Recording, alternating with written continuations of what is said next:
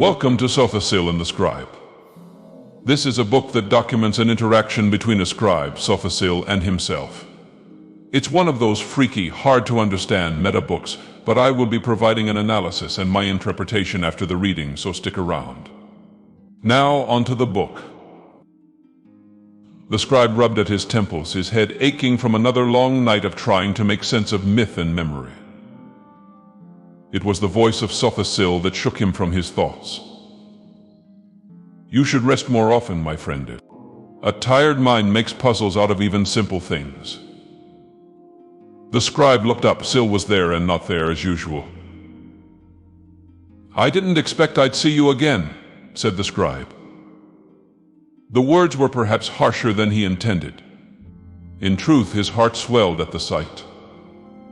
You could not write the words this time, said Sotha Sil. Because they were for me? The scribe shrugged. How could I?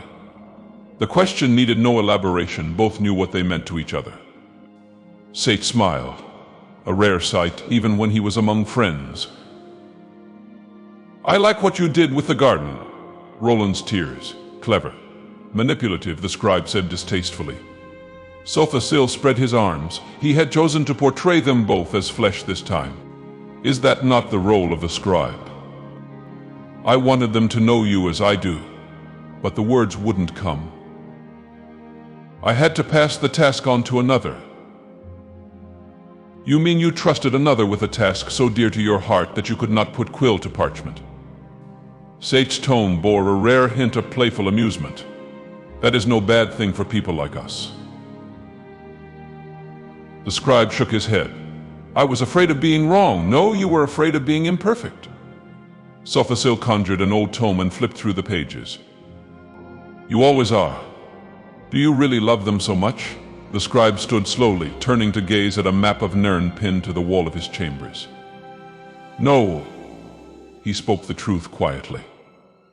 But I love her, and she belongs to them. If it helps, the words I spoke were true. I know, said the scribe. I have read them many times.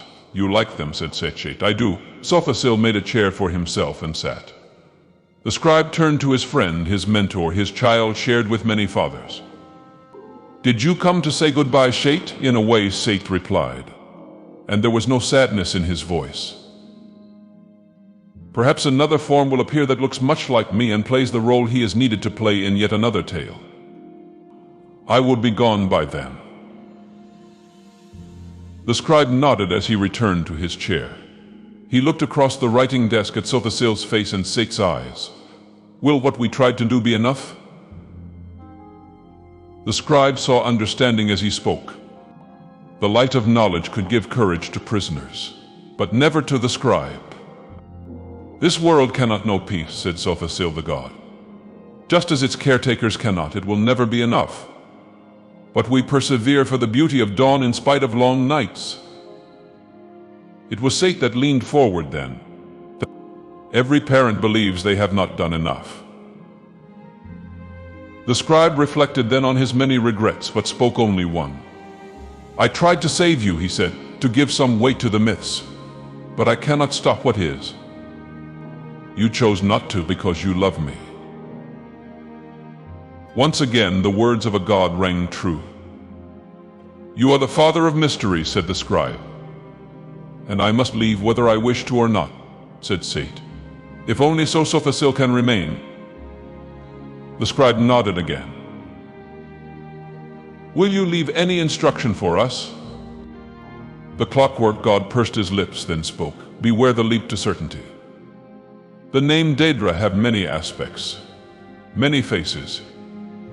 Do not let one aspect overpower another, for they are agents of chaos. To let their nature calcify will lead to complacency and ruin. This era of strife cannot end until you scatter the lie of their simplicity. The scribe bowed his head in silent assent, then opened his eyes again. And you, Sate? I saw the imperfections in everything I ever attempted, said Sate, glancing at the map of Nirn. Even imperfections in my pursuit to rid myself of them. Yet I could never stop tinkering. I could never stop creating. I loved her too much. I will give no instruction to you who have already come to know love. Sotha Sil's body dematerialized into 1,000 tiny lights. They danced around the room, illuminating books and scrolls and maps with a divine golden glow. It was Sate that spoke the last. "I leave it to you." A heady silence settled in the scribe's chamber, filling the dimly lit room with renewed and solemn purpose. At length the scribe's mouth turned to a smile, and once again he took up his quill.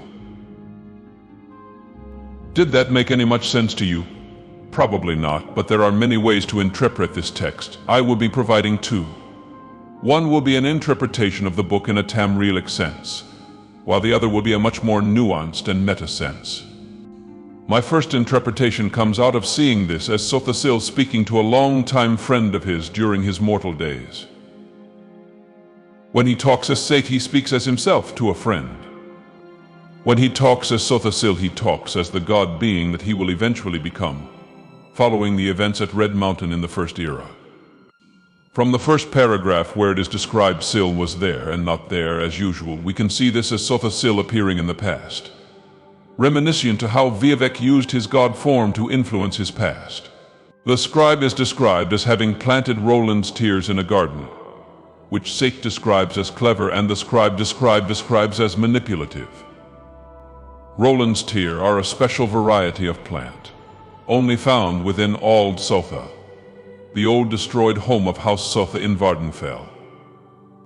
It is thus assumed that this plant is special to Sotha Sil, and the scribe may carefully plant this in order to get Sotha Sil's attention from the future in order to speak with him. With the scribe saying, "I wanted them to know you as I do," it can be assumed that the scribe intends to write about Sotha Sil in the light that only he knows. And the god only speaks to the scribe, and therefore, at this time, Sotha Sil is simply mortal Sate to most people. The scribe is upset that he is unable to convey Sotha Sil, his image, his goals, and his beauty. But he lacks the ability to understand the fundamentally ununderstandable nature of Sotha Sil and his godhood. From later in the conversation, we can assume that this will be Sotha Sil's last visit to his friend from the past. Sotha Sil is likely doing this as he foresees his own demise and wants to say goodbye to his friend.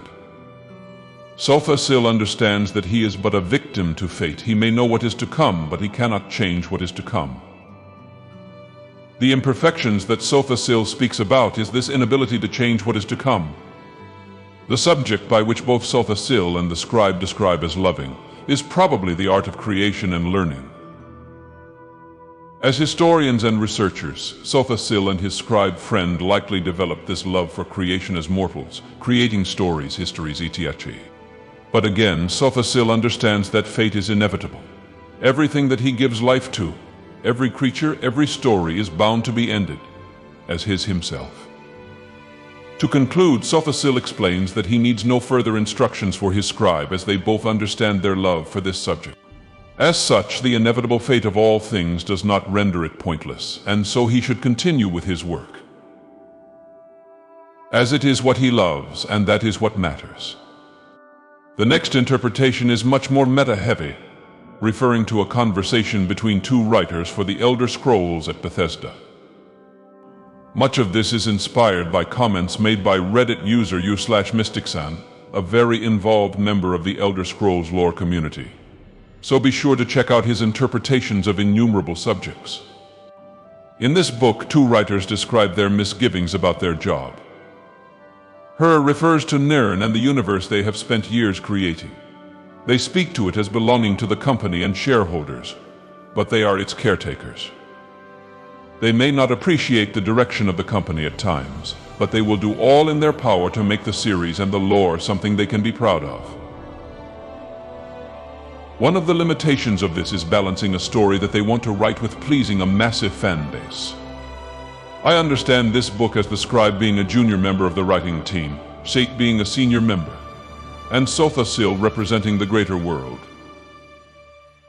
One that they both share in creating, but with Sate taking a larger role in shaping.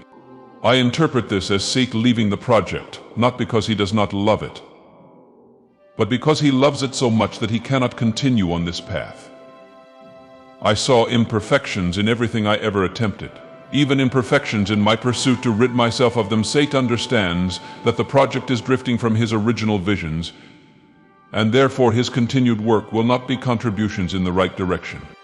Sotha Sil dematerializing and Sate leaving represents the end of their shared project. He leaves it in the hands of the other writers, who won't forget Sate's contributions or visions, even if they are forced to stray from the original path of the project. Sate departs with some guidance, however, telling the scribe that this world cannot know peace, meaning there must always be some turmoil in the land of Nirn for players to have continued interest in the world. We preserve for the beauty of dawn in spite of long nights. Telling the scribe that he must continue to work for the sake of the beauty of dawn, a blatant reference to Nirn, which is sometimes called dawn's beauty, and telling the scribe to beware the leap to certainty. Do not let one aspect of the Daedra overpower another, for they are agents of chaos. This era of strife cannot end until you scatter the lie of simplicity, which refers to the older writers of the Elder Scrolls intentionally creating mystique elements of the lore, never intending to fully flesh them out or explain them, as the mystery is part of what intrigues people. It is interesting that the authors of this book choose Sotha Sil as the vector to send this message, as many people in the community regard Morrowind as the peak of TES, especially regarding the writing and game mechanics. This is also reminiscent of the departure of many of the original writing staff from Bethesda around the time of Morrowind's release. It is likely a vector for them to explain why they left the company after a turn to more generic audience for subsequent titles, like Oblivion or Skyrim. They still love and care for the world they created. They will contribute to it still, but they no longer wish to put their full life into something that is turning against their original visions. Thank you so much for reaching the end of this discussion. Consider my analysis and reread the book for yourself. If you have any tips or criticisms for me, please leave them in the comments and consider liking or subscribing. You are my moon and stars.